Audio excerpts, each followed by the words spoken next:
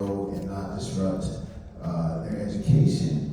And then also to create opportunities to re-envision that education, to kind of grab the steering wheel and really drive it into new and innovative directions. So we were able to incorporate a lot of neighborhood resources, a lot of dedicated families who may have had a skill or things like that. We were able to bring everyone to the table and start what to me is an incredibly beautiful program. So I am happy to be here with VELA support, so I thank you too for inviting me.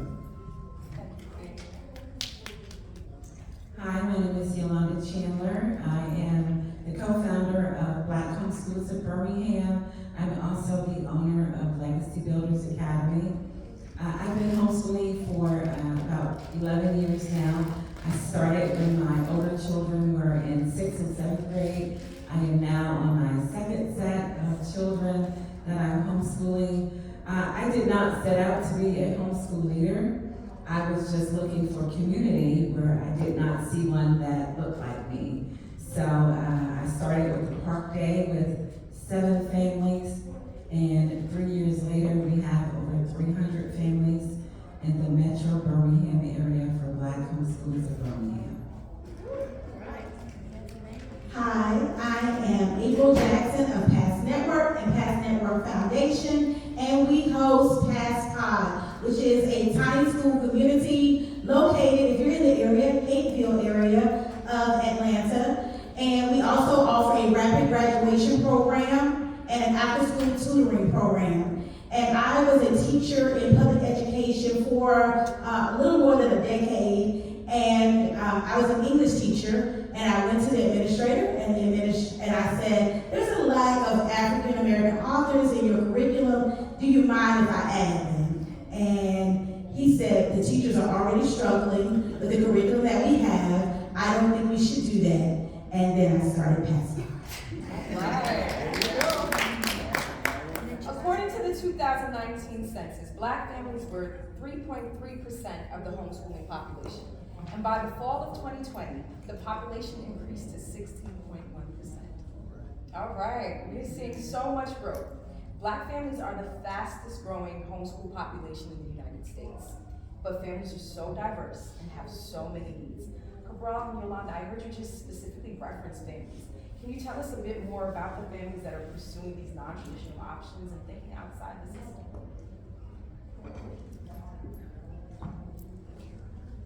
Well, I think it's important that we have spaces like this so that we can talk about the differences and the needs of Black families.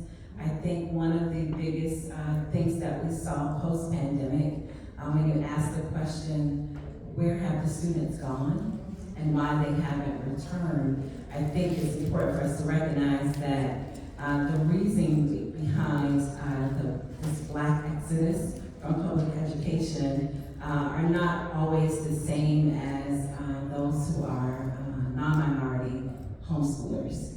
One of the things that we often pride ourselves on is being able to attain public education, right? Because it was denied for us for so long. So for our community, when we decide to pull our kids out of public schooling, there's a whole different set of barriers that we have to overcome, even within our own community.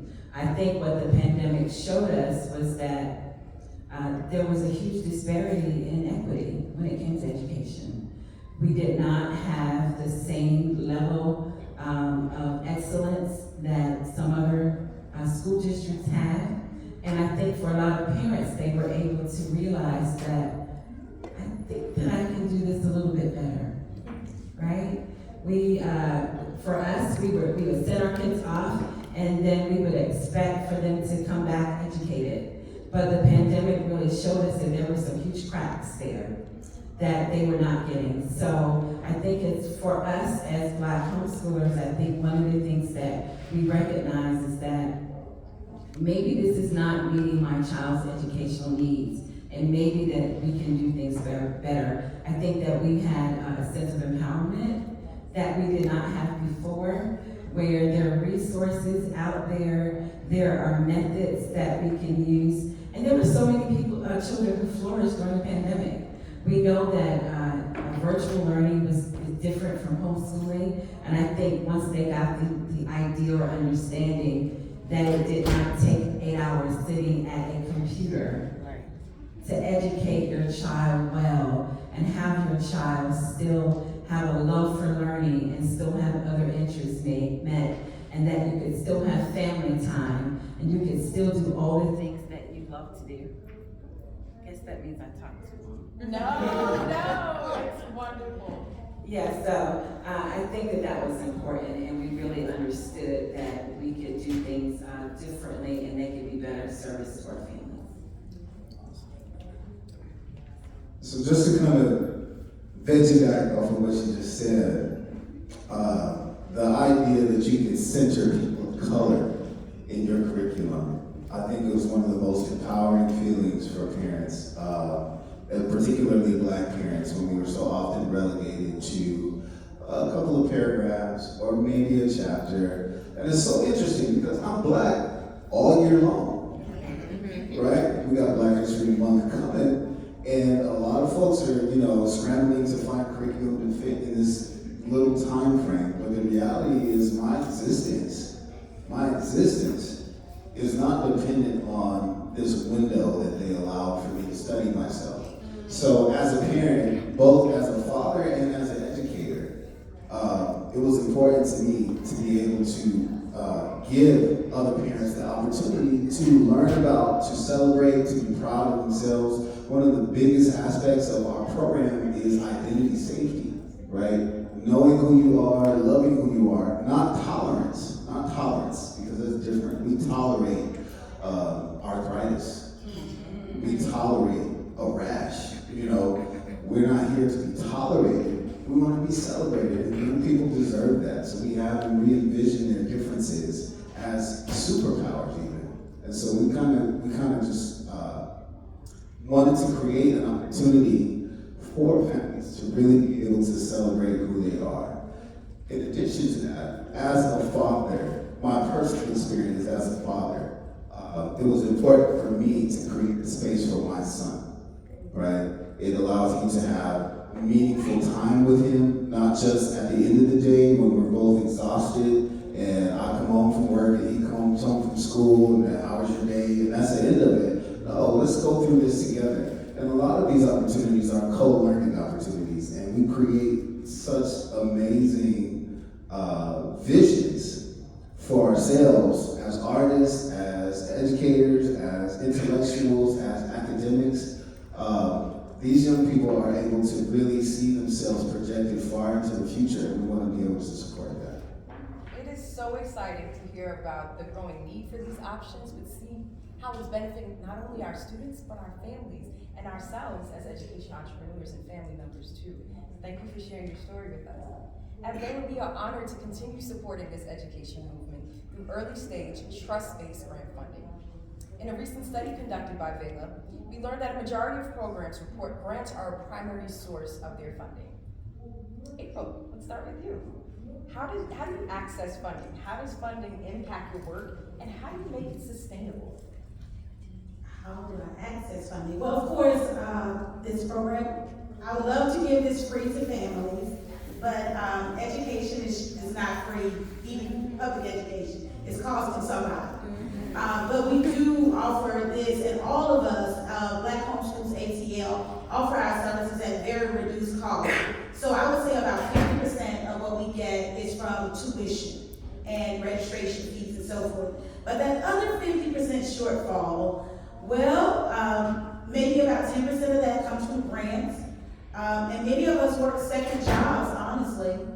Most of us, you will find that this isn't the only thing that we do. We run through our savings to do these programs. We are borrowing money from our family that we can't pay back. So when I read this question, we got the question beforehand, I saw this question was going to be here, and it asked, how do we make this sustainable? I'm going to be honest and tell you, I don't know how. We don't know how. We do this by the grace of God. That's it. And we hope every year that we can keep our doors open. Matter of fact, we hope every month we can keep our doors open. And that's how we do. Thank you, and that is an honest answer, right? Yeah. And that's why the visibility matters, telling the story, sharing these things, and the ways that we make it work where we can. Rosa, would you mind telling us a bit about how you make it sustainable? How do you make this work for yourself? Sure. Well, we believe in the power of diversifying your sources, just like April said. So we do charge no registration fees, and thanks to VELA and other supporters, we are able to offer need-based scholarships for that yearly fee. We also participate in collaboratives with universities, and we get some microgrants that way, and also training, which is a win-win. I do tell my students I have homework as well. So, but it's worth it for them. It really is. Then we're beginning to tap into local corporations. And by that, we mean we just go to people we work with. For example, somebody we're doing this year a stock market game for our math circle. So we approach a financial advisor, would you like to donate? So he was able to donate $500 in kind prizes for our students. Likewise, we're approaching individuals. Some of the homeschool students we have seen over the years now are college graduates, and they have jobs, and guess what? Some of their companies match their donations. So we're like, this is a good time to pay it forward. So we try to envision different approaches. The way we see it is just like when we're getting ready for a Thanksgiving meal, right? We need quite a few appliances to be working. We need the oven for the turkey, we need the stove for the potatoes, and if you're in Texas, you need that smoker going as well. So, in any event, if there is a freeze and something happens to your oven, well, you have your gas stove and your smoker outside going, and you can continue to provide for our students. So that's the goal of why we try to reach out to different sources. Thank you for that. And that's why we think trust-based funding is so important. We trust entrepreneurs to know what you need in your communities, what will work for your communities to keep it sustainable. At VELA, we love to support our education entrepreneurs, independent operators like you all, who are transforming education and what it looks like through what we call permissionless innovation. When education entrepreneurs are free to create solutions and services without requiring the blessing of public officials, funders, or those in power. What we've seen in our community is that even if you're an independent operator, you're still looking to learn from and grow together. What does community mean to you, and why is that important as you grow your own movement? Let's start with you, Emily. So we don't actually call our community a co-op. We actually refer to our Black Homeschools of Birmingham as a community because we believe in the model of it takes a village to raise a child. So we're very intentional about having communal activities and giving opportunity and space for parents to actually participate and to lead. But it's also important for us as entrepreneurs in the educational sector to be able to commune with each other, whether that's at a conference or whether that's on Facebook or Instagram, text message or whatever it is, just to be able to share those stories that we can understand the same struggles. We can grow from each other. I met Rosa last year, and it was amazing. And when we saw each other last night, it was exciting that we could see each other again because there's some commonality there. And I think that when you are homeschooling, you understand that you can't do it by yourself, right? If you are trying to homeschool on your own, chances are great you're going to give up. I tell our families all the time to come into our community and to find their tribe, because you don't give up on your friends. So on those days,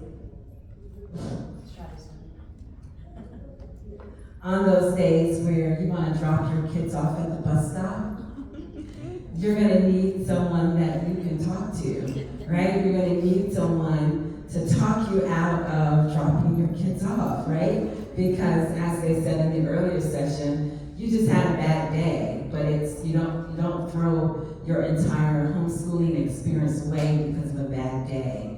You just dust yourself off. You complain about it, yes, but you dust yourself off and you find solace in your community. So it's very important that we have community. Black Homeschools at Birmingham, we say that we are a safe space for Black and brown homeschool children to learn, play, and grow. And it's important for us to honor and to protect that space so that we can build our children up so that they know who they are before someone tries to tell them who they're not.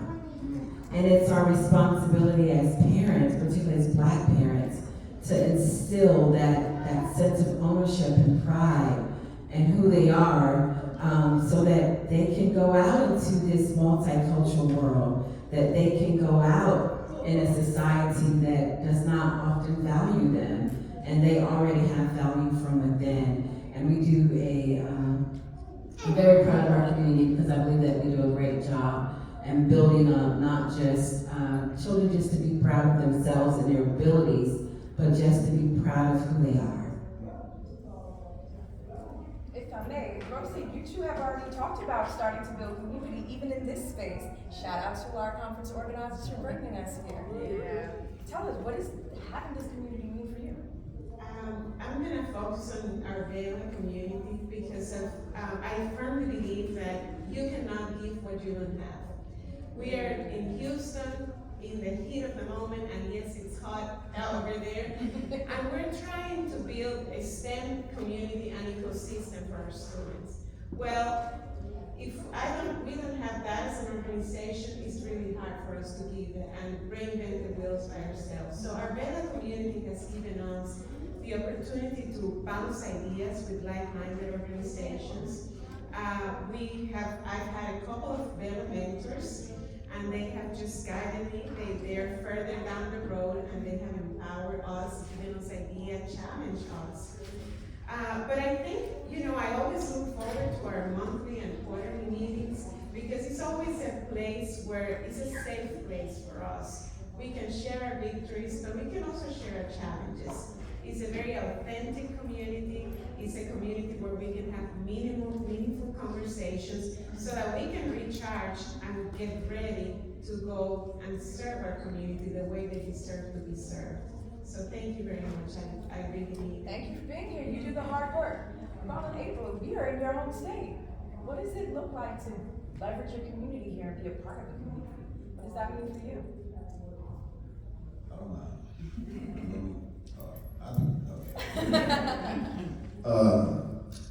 I don't know how to swim.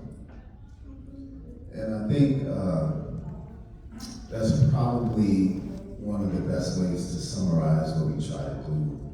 My school growing up was under-resourced, as many Black schools are. So we didn't have a pool and things like that. If we had sports equipment, it was donated from, the school with the money. So it was dinged up, it was scratched up, it was bent up, whatever it was, right? I don't know how to swim. And I repeat that because my son participates in Swim Kids, which is a program that taught him how to be a lifeguard. It gave him an opportunity to put money in his pocket, things like that. I also don't know how to surf. But we through VELA learned about Surf Skate Science, which is another amazing program located in Florida that teaches math through surfing and skating, teaches geometry, teaches physics. It's just wonderful opportunities. So I love that I don't have to be the whole answer, right? And I think that echoes what we talked about, what you had said about it takes a village. It echoes about community. Don't worry about being the whole answer. Like, there's so many people with very specific skill sets, and if you open your doors up and communicate with people and network with people, you'd be surprised what you can offer. Right now, we collaborate with PCR Tech, which teaches 3D printing and design, esports, all types of stuff. We don't have the computers to support that. They bring their own equipment.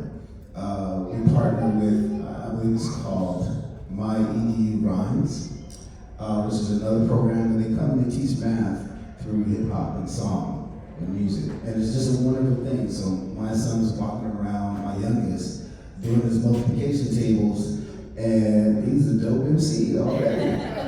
This is wonderful. So that to me is what it is. It's like, okay, this is something that we do well, right? We can provide organization, structure, and all of that, but also we can connect parents with partner organizations that open up their children's world to a ton of resources. Also, I wanted to say, as my sister said, 50% of the funding was kind of sketchy sometimes, but it doesn't mean that the program is raggedy. Like, don't associate having money with being excellent, because they're not the same thing. They're not the same thing. And we've gone through every public school system in this country. We've given our tax dollars, we've given our blood, sweat, and tears for a product, right, which is our students' futures, right, our children's futures. And we've trusted it to a nebulous system that has never really taken the opportunity to even get to know, yet alone value, melanated children. So I was just did that, but yeah.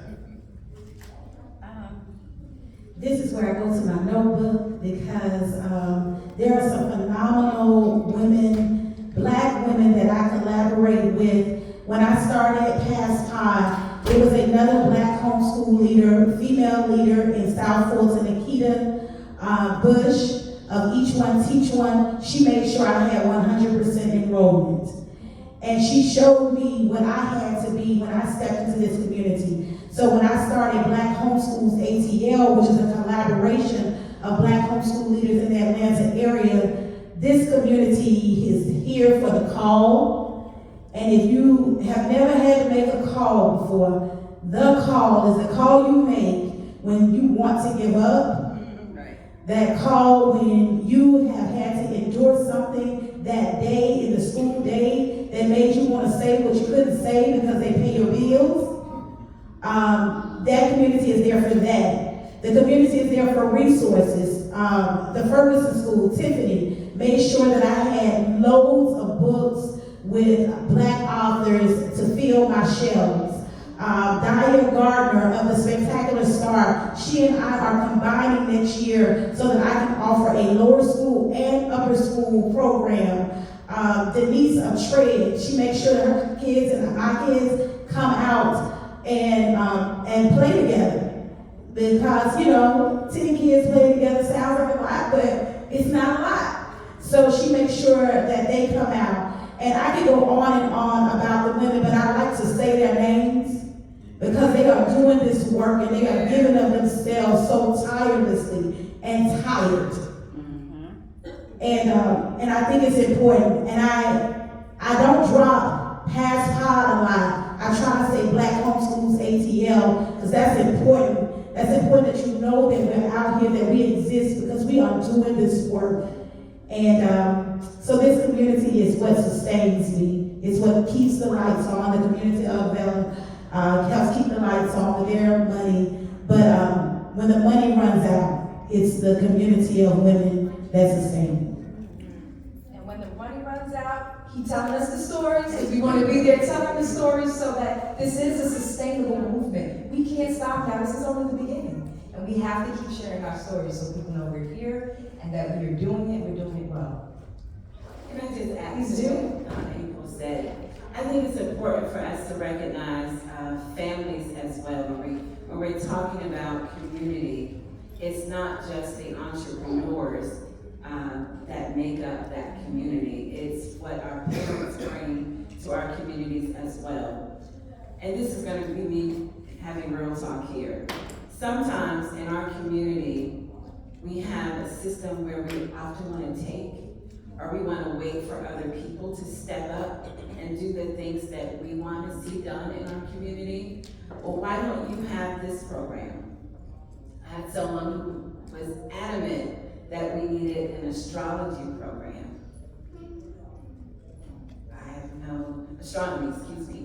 I have no knowledge of astronomy.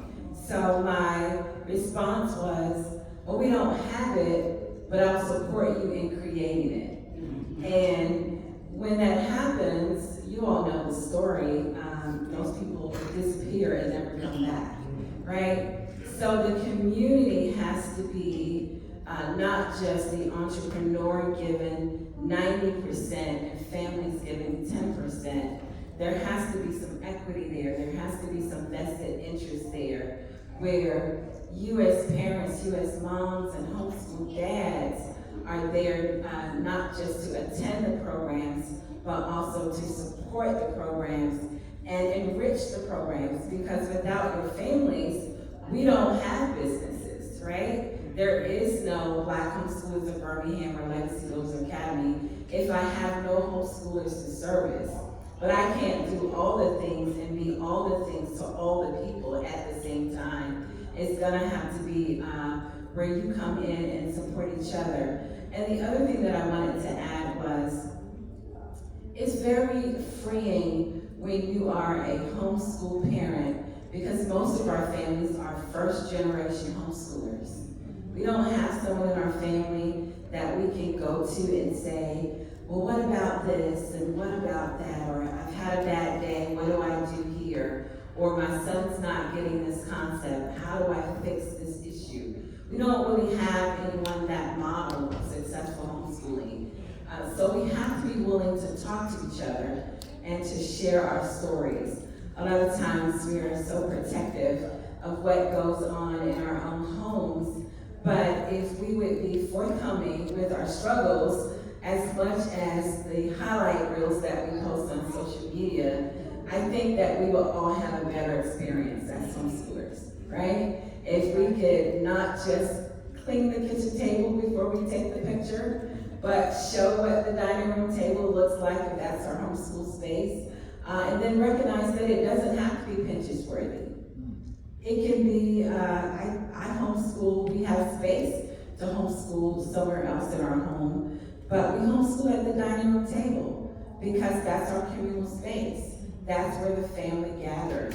And I think that it's important to recognize that if we share the lows and the highs, and we are forthcoming with every day is not going to be the best post-worthy homeschool day, but we made it through and we didn't give up, and tomorrow's another day. I think that those conversations are important.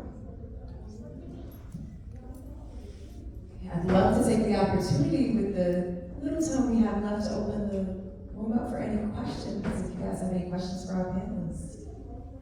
And while I walk the mic around, I'm going to leave my panel with another question. What is your advice for someone that's thinking about joining homeschooling? Maybe they're a parent that wants to take the dive into homeschooling their own children, or maybe they're interested in doing something for other families, not just their own. What advice would you give them as they begin the journey? Who wants to start? You've got the mic. I would say, don't be afraid to ask for help. You can't teach every content. I have to tell my families all the time, I'm so proud of you and your STEM, because that's the one content I can't teach. I'm a certified English and math teacher, but I cannot teach science. And I connect my parents to other resources for that. I don't try to play with it. Because I teach big kids. So they will ask you why. And they'll expect for you to have a why. And little kids will let you do an experiment and they don't really, it's just cool. So because the big kids want to know why that worked that way, and I don't know why, I don't try. And you can have that same attitude. I'm an educator and I have that attitude, and as a parent, you can do the same. You don't have to do it all. And be willing to invest in your child. It costs to do it even at homeschool. Don't think you want to pull them out and it's going to be free. You may have to buy curriculum resources. They'll tell you, oh, this event is free for you to come out to it. You get there and you still need about $30 to buy this, buy that. So make sure that you can financially do it. Make sure that you ask for help when you need it, and enjoy it. If you stop enjoying it, stop doing it. So one of the best advice that I can give parents is actually the question that I get asked the most for first-time homeschooling parents. And they come to me and they immediately want to know, what curriculum do I buy? So my advice is, do not spend a lot of money on curriculum. It is a $1 million business, but it's not something that you absolutely need. You can well educate your child by going to the library. There are plenty of resources available online for free, may cost you a few dollars. When I first started homeschooling, I bought a $700 curriculum that we did not use. And my husband still talks badly about that. But don't do that. Don't be like Yolanda and make that mistake. Figure out the why you're homeschooling and the how won't matter. Just to kind of add to that, when you look at what's going on across the country, when you look at Florida, for example, right? When you look at why, some classes can be AP and other classes can't. Some classes can be core and other classes have to be elective. Things like that.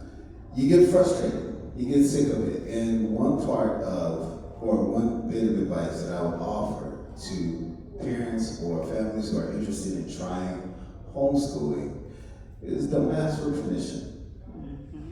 Don't ask for permission. Go ahead and try it. Because this is actually, in my opinion, my humble and unqualified opinion, sacred work that y'all are doing up here. Sacred work that I get the opportunity to participate in. Sacred work.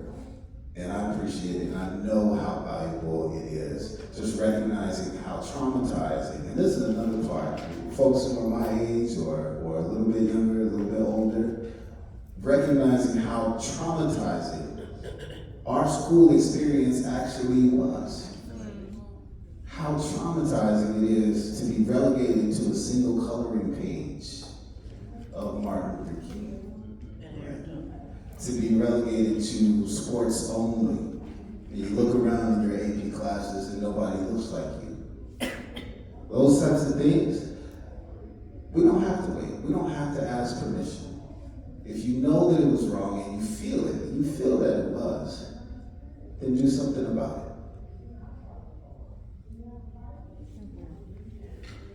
I think my advice is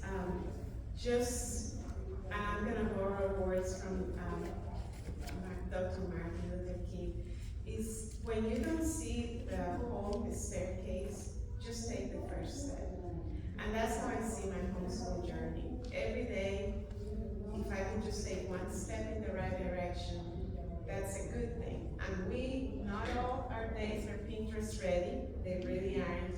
It's not cakewalk, but when I look back a decade ago, it's been worth it.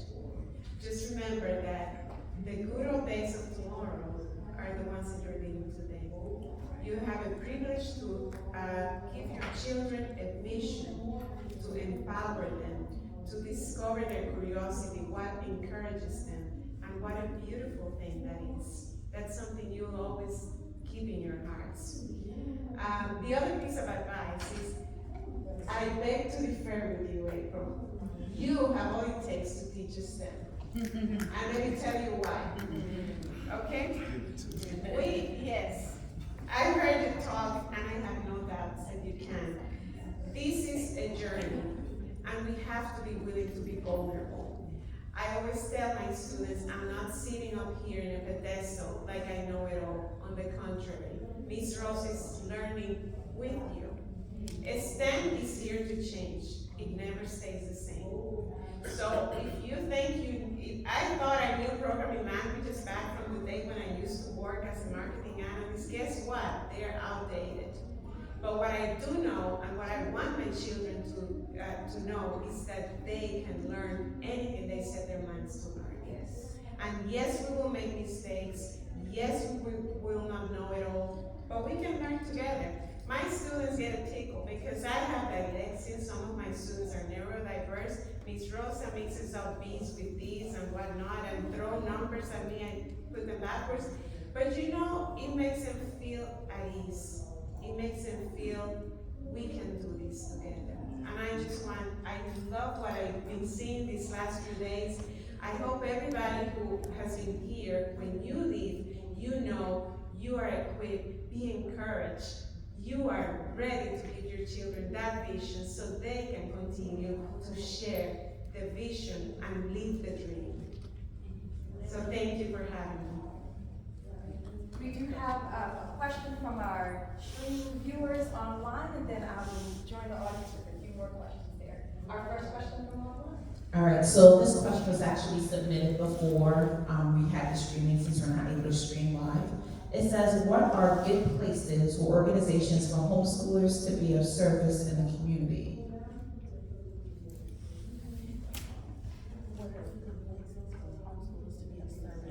What are good places or organizations for homeschoolers to be of service in the community? I guess it really depends on the organization and the demographics of your students. I know sometimes it's difficult for elementary students to get volunteer opportunities because businesses and ministries may not want the liability of having smaller children in their space. But one of the things that we do is we partner with a local ministry where our children every month go to a food bank, and they're able to pack the food and hand out boxes.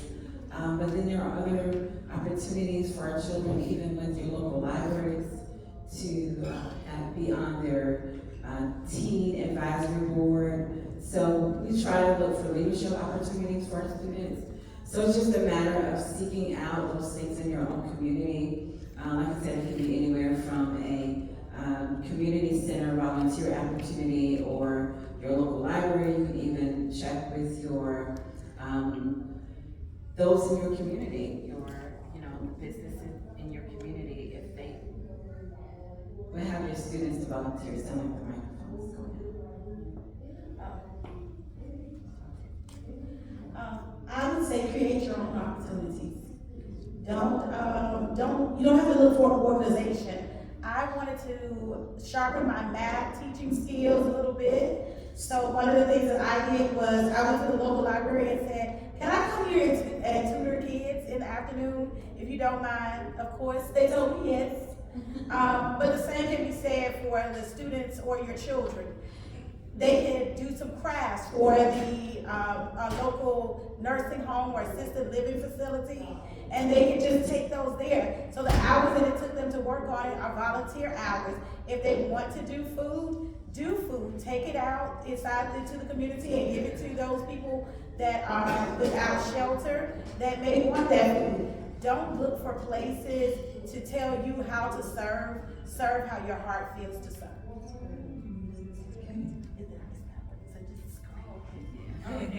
So one thing is I would suggest is start with your child. So for instance, my oldest daughter was really interested into science. So I started calling the Science Museum in Houston. How can we plug her in? Well, turns out they were like, oh, it's booked and this and that. Then I said, how about if I volunteer? You would be surprised how many organizations will open a door if an adult chooses to volunteer with a child. So just be creative. When you see they close a door, throw 10 doors at them with 10 different options until you can get inside it. With each child, we have Taylor, one of my children was really into history. Well, we just visited every historical society that Houston had until he felt there was a place where he belonged, where he wanted to do something and make a difference. So just help them pursue their interests, I would say, and fight for it and be as creative as you can in helping them pursue that. Thank you, panelists. Questions from the audience?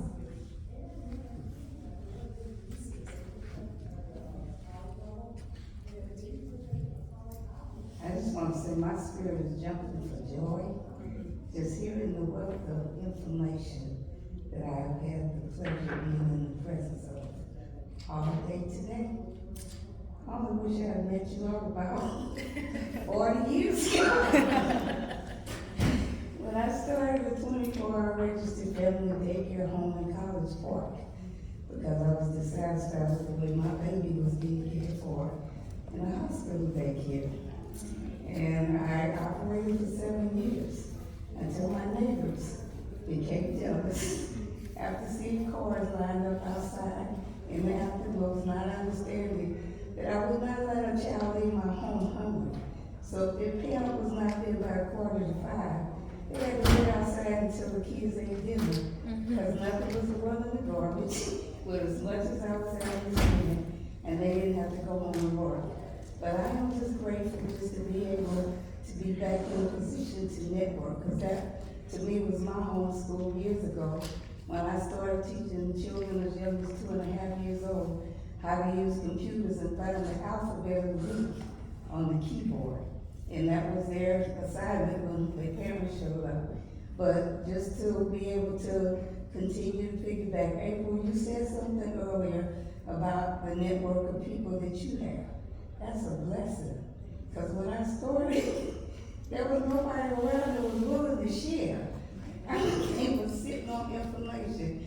I was appointed to the Governor's Advisory Commission on Juvenile Offender Programs and had to travel to Washington, D.C. to find out that there was money that was about to be released in every state. I don't know if that money is still out here now, but it was called the Title V Leniency Prevention Grant. And I tracked the money. I made 10 copies. I took it around to 10 different youth serving organizations and begged them to just let me do the tutor piece, and not one would. But God showed me how to write the grant, and I ended up with $45,000 to be able to deal with children that were being suspended from school. And I started an alternative school program. There's money out here today, and I need help out trying to figure out how to get back into the position to get hands on it. Many of you all may not know it, but we all pay utilities. The utility companies have grants that they give out. And one of my biggest sponsors, I shouldn't say it, but I thank God for them, is Snap and Shows in Covington. That just provided a grant for me to purchase a bus to be able to do a mobile academic program. EPA has grants, whether you all know it or not, that'll cover those STEM programs that you were talking about. I did a water monitoring project and had no idea what I was even doing.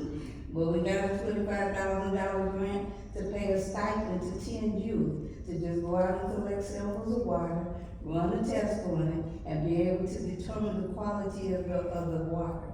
And they made such an awesome presentation back to EPA in Kansas City. They were prepared to give us more funding until they decided to build a building, and everything was placed on the freeze. But there's money out here, but there's new funds that you all know about. And that's why I'm here, because I need to glean from you all as to where that funding is, because I would love to be able to start a homeschool program with what the space and the territory that God has blessed me to be able to expand my tutorial assistance program. So I thank you all for sharing the information that you had, and I'm willing to share what I have with you as well. Thank you. Thank you. Hi, my name is Akira Renee. I'm a voice teacher, music educator, and I'm just starting working full-time. I call myself a freelance educator, where in the classroom I really started feeling like a babysitter, where it wasn't really, it was just kind of send the kids the music. We need the teachers to be able to do something. And so I felt like I could be a resource to my community where they could really get quality music education. So I have 2 questions. The first one is, as homeschool parents, what do you think is the best way for me to offer my services? Should it be that I have a space that parents come to, or should it be that I'm available to travel? And then the second question is, as entrepreneurs, eventually I would like my program to grow into something that, is a program and not just necessarily coming for boys voice lessons. So as entrepreneurs, what advice would you give a first year homeschool entrepreneur?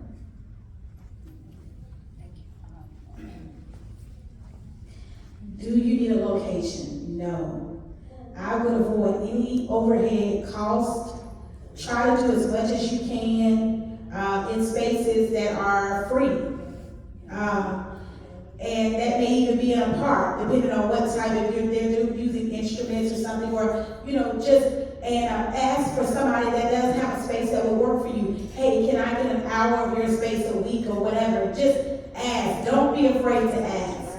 But don't pay for anything that you don't have to pay for, because there will come a time where you're going to have a website that's paid for, where you're going to have certain resources. Don't do it until it's absolutely necessary. And as far as the advice as an entrepreneur, I would say go for the groups and not the individuals. So I would look for maybe programs that have maybe 10 or more kids in it, and they're going to pay for the group of children and not just trying to go parent by parent. Okay, because what did I see the other day? You can't free 99 yourself to a million, right? So one child at a time is not going to get it. It's not sustainable. You have to try to go for the group and something like that, in my opinion. Echoing everything that she said was, what she said was correct. We offer music lessons to our students, and it's at a local library. So I would just encourage you to not try to create it if it already exists. And then the other part of being an entrepreneur is making sure that you recognize what the need is in the community and then fill it, right? If you can be a problem solver for people, they'll pay you money to solve their problems, whatever their pain point is. And as a music teacher, one of the things that we run into a lot with first-generation homeschoolers or first-time homeschoolers is what happens to the enrichment classes when my students are now no longer part of a traditional school setting. Music, PE, art, all of those things fall in line with that. So you have a very valuable service. You just need to get your product in front of homeschoolers. I would just like to add that the Life School provided the Zucchini's Homeschool Co-op with usable space, and they still have more that they could offer, more space. So if there are programs in the Atlanta metro area who are interested or looking for someone who can host them for an event, or as my sister said, an hour a week, things like that, the Life School, and I'm speaking on behalf of the Life School, but I know that they would be more than happy to accommodate partner organizations, independents, educators of a variety of different backgrounds. We've hosted yoga instructors, martial artists, musicians, churches, and the Life School does it for next to nothing, as far as I understand. So that is something to consider. I know that you said, what is the best way forward? To quote Nas, ain't no best.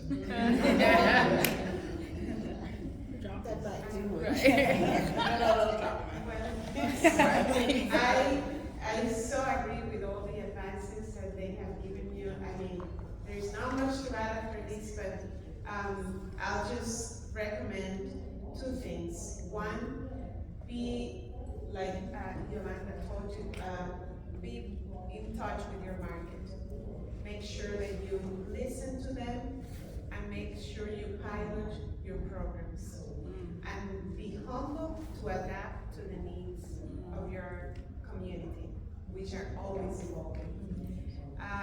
Then the other thing I wanted to tell you is that once you do that and you adapt, then go ahead and start building a community.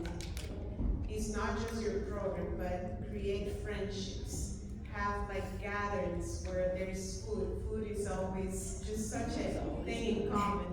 And make sure that, because that's one of the deepest needs we have as homeschoolers, is that need to socialize, to be part of something bigger than our home. Make sure that you create that through music, and make sure you be creative. Music that relates to the community's identities, the culture. Just have fun with it. If you have fun and food, you can get a lot of attention from any community. We have one more question from our audience. Yeah. Hi guys. So as an entrepreneur or small business owner, usually starting out, you usually start with like your head down, grinding, working independently by yourself. And before you like get your business up and off the ground and everything. And there's usually people around you who may want to help or support you. But in my experience, it's usually either give me some money or work for me for free. Right? So besides those two types of ways, what are other ways that entrepreneurs or small business owners should look for support from others? Besides money or working for me for free. You can get, I think one of the most helpful supporters that we have had is those that combine training with resources. VELA does a really good job at that, bringing experts in the field. Like we recently had a very useful call on like how not to get burnout. And some of the collaboratives I'm at, they train us on how to facilitate the programs. We are in a community as well where we learn best practices, and that helps you have a competitive edge because they challenge you, they share the latest and the greatest, and that's an extremely good support. And if they had a little resource, that's all the better. I like that. I would say another thing to consider is to clearly articulate what your needs are, so that when they do come to you, they can see like, oh, these are the areas where I can be of service or assistance. So it's not just work for me for free or pay me, but maybe I have a marketable skill that you may be in need of. For example, our building is a historic building, it's over 100 years old. We got electrical issues, stuff like that, the lights might flicker. One of our parents is an electrician, right? We have nutritionist parents, we have parents who are entrepreneurs, parents who come and host workshops for our children on how to get into real estate or cryptocurrency, things like that allow children to not only learn a new skill, but also directly apply it. So that's another opportunity as well. So as you consider what your needs are, your needs won't just always be financial, right? So sometimes there are very solid, very practical things that you need. There are people we call go-getters who will go out and go find the grants that you can apply for. There are people who will go out and recruit for you. People who manage your social media, for example, right? Which is really, really challenging for me because I just don't get it. But there are people who do. You don't have a TikTok? Any answers? I'm gonna save my personal views on TikTok. But it is a thing that isn't going away anytime soon. Yeah. So if we can work these things to our benefit, they can increase marketing, they can get the word out, all types of stuff. Like there's a lot of opportunities for people to come and add to, right? And what you can do is add to them in return. So one of the things as a business owner that I had to learn was, although I was great at teaching and great as a community organizer, I was not great as a business owner. And I had to get very real with myself when I was not seeing growth in my business. I had to do a lot of professional development. There's a theory, the law of the lid, that your organization is only as strong as the leader. So when I recognized that I was lacking in leadership skills, I had to do some inner work on myself, and then I saw that translated in my business. So for me, it meant getting a business coach and reading more to figure out how to make my business work. I didn't know anything about accounting, and you don't have to be a professional or an expert, but you need to know how money works, right? You need to know how business works. You need to know about paying business taxes. Or you at least need to know where to find the people who know those things that you don't know. And that's what I did. I had to surround myself with people who were smarter at business than I was. So I enrolled in a business accelerator program. And, you can find those, at your, every locality has, those small business helpers that are there that you can go to and enroll in, whether online or in person, where you can get the access to the information, because the information is out there. You just need to tap into it. So I would say, yes, focus on whatever it is that you're putting out to the world, whatever it is that your business is, but make sure that you understand that the running of the business is equally important. That's really good. Thank you. How you can support me without giving me money. Go to @PassNetwork.org on Instagram, Facebook, right now. Follow, comment, like, share. The reason why I'm sitting here right now is because I am active on social media. Someone told VELA, hey, she's doing awesome with Black Homeschools ATL. You should really have her on this panel. Now, I told you there are about 10 other women that are doing the work, but I'm the one sitting here. And it's because I kept putting my name out there.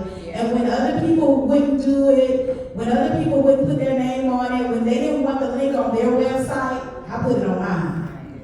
So, okay, Black Homeschool ATL is attached to PassNetwork.org, and I'm going to be the leader of the group, and I'm going to do it if nobody else is going to do it. And the reason why my name keeps getting called, and somebody's like, hey, you're the Pass chick, is because I have a community of women outside of that community that just like, share, and comment. Every time I put something on social media, I could say anything and they're like, sharing, and comment. So if there's something else you could do for us, like, share, and comment. On that note, let me remind you, Black Homeschools of Birmingham, Bridges to Science, Pass Network, and Zucchinis are all represented here on our panel. Thank you so much to our panelists. Join me in just thanking them and showing gratitude for their expertise and everything they do.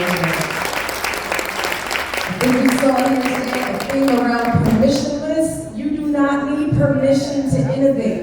And we truly believe in permissionless innovation at VELA. We hope that you and trust that you will go out and do that in your communities. And we can't wait to see what you do next. Thank you to our panelists for being here with us today. And thank you to everyone for joining us.